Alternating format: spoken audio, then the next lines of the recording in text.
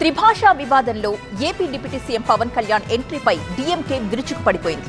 గతంలో హిందీని వ్యతిరేకించిన పవన్ కళ్యాణ్ ఇప్పుడు మాట మార్చేశారంటూ మండిపడుతోంది. అయితే తాను హిందీని ఎప్పుడూ వ్యతిరేకించలేదని, కానీ హిందీని బలవంతంగా రుద్దడాన్ని తాను వ్యతిరేకించానని స్పష్టం చేశారు పవన్ కళ్యాణ్. తమిళనాట హిందీకి వ్యతిరేకంగా డీఎంకే ఆందోళనపై AP deputy CM Pawan Kalyan వ్యాఖ్యలపై రగడ రాజుకుంది.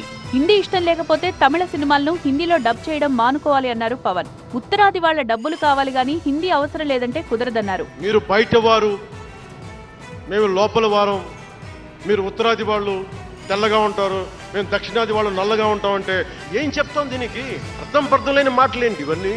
ఇలాంటి మాటలతోటి దేశాన్ని విచ్ఛిన్నం చేయకండి. రాజకీయ వైరుధ్యాలు వేరు, ఆ వైరుధ్యాలు ఉండడం సహజం. వైరుధ్యాలు ఉన్నాయి అని నెపం మీద దేశాన్ని ముక్కలు చేయకండి. అయితే పవన్ వ్యాఖ్యలపై అదే స్థాయిలో డీఎంకే నుంచి కౌంటర్లు వస్తున్నాయి. గతంలో హిందీని తీవ్రంగా వ్యతిరేకించిన పవన్ ఇప్పుడు అధికారం కోసం బీజేపీతో చేతులు కలిపారని డీఎంకే ఎంపీ కనిమొళి ట్వీట్ చేశారు. తమిళనాడులో హిందీకి వ్యతిరేకంగా ద్విభాషా విధానానికి మద్దతుగా పవన్ కళ్యాణ్ పుట్టక ముందే అసెంబ్లీలో తీర్మానం చేశామన్నారు డీఎంకే సీనియర్ నేత ఇళంగోవన్. పవన్ కళ్యాణ్ నటుడు మాత్రమే అని, రాజకీయ నేత కాదన్నారు. ఒకవేళ తమిళ డబ్ సినిమాలు ఇష్టం లేకపోతే ఉత్తరాది ప్రజలు చూడరన్నారు.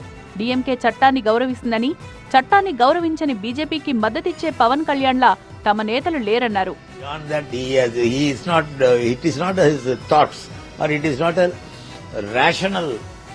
opinion. So we will forget him. We are DMK, we want to follow law. And we are not Pavan Kalyan to support the violators of law. Or if the Hindi people does not like Tamil movies dubbed in Hindi, they won't see. That is, everybody knows that. It is entertainment. It is not education. There is a difference between education and entertainment which Pavan Kalyan should learn. He only exposes his, what I can say, is ignorance in all these things. అయితే తన వ్యాఖ్యలపై వివరణ ఇచ్చారు పవన్ కళ్యాణ్.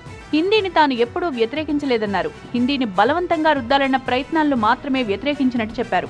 బహుభాషా విధానం జాతి సమగ్రతకు దోహదం చేస్తుందన్నారు.